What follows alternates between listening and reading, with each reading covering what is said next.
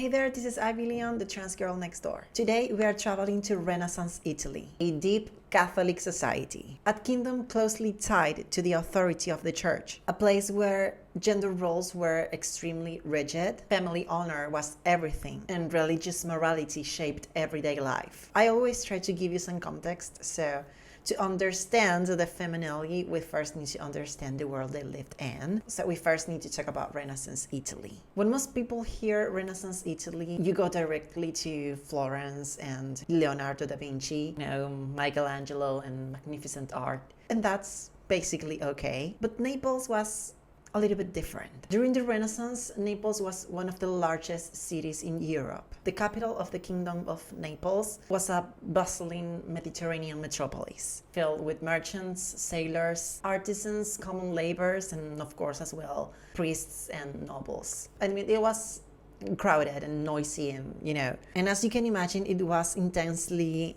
religious. The Catholic Church shaped everyday life in every aspect of them, like with marriage, sexuality, family, morality, and of course, gender was understood through this framework. I don't need to tell you this, but I will anyways.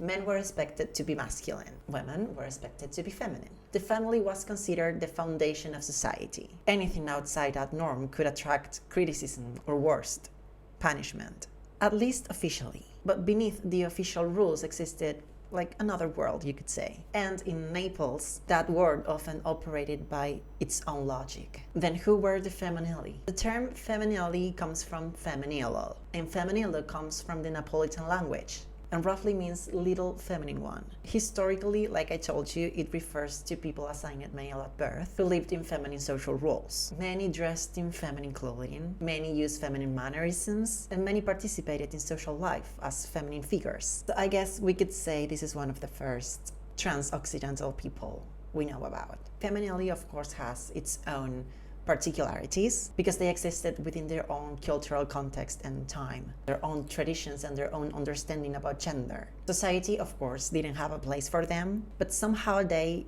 created their own space for them. And the connection between them was like a crucial thing for them to subsist. They somehow created a category that people kind of understood, kind of recognized, and somehow created a place in the community. And they were not people hiding, they were like a part of the community life. They were often integrated into neighborhood life. In the working class district communities of Naples, everyone knew each other and everyone depended on each other. Families lived closer together and daily life mostly happened in public. And this way is like feminelli became like family between them and between other families as well. And they participated in celebrations and festivals, helped organize local events, and by the end of the day they were very well known people by the neighborhood, Does this mean they were having a good experience in life?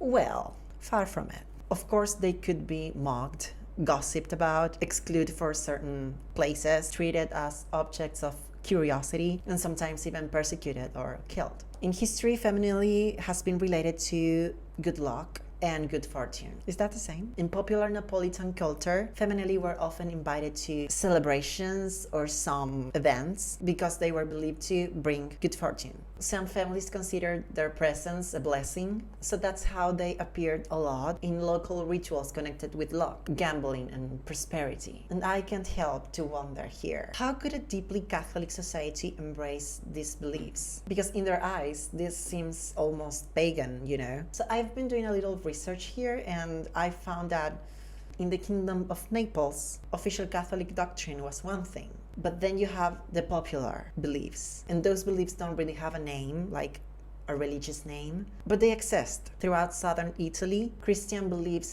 blended with older folk traditions, superstitions, and community rituals. Within that environment, the feminelli acquire a symbolic role. And this doesn't mean Catholic Church simply accepted this. Again, far from it. And yet somehow they continue to exist and they continue to be important enough to get to registers. Of course, I think we don't have every piece of the puzzle here. I think there's a lot more of the story. And the pieces of the puzzle we have them through the, cisgender male people who, wrote about them. But hey, this is something.